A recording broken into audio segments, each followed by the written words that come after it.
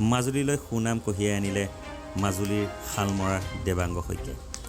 যোৱা 17 আগষ্টৰ পৰা 19 আগষ্টলৈ দিল্লীৰ তালকোটেৰে ইণ্ডোৰ ষ্টেডিয়ামত হোৱা অল ইণ্ডিয়া নেশ্যনেল কাৰাটে চেম্পিয়নশ্বিপত অংশগ্ৰহণ কৰি 50 কিলোগ্ৰামৰ 12ৰ পৰা 13 বছৰ শাখাত 5খন ৰাজ্যৰ লগত খেল প্ৰদৰ্শন কৰি অসম তথা মাজুলীলৈ গৌৰৱ কঢ়িয়াই আনিলে শালমৰাৰ দেৱাংগ শইকীয়াই।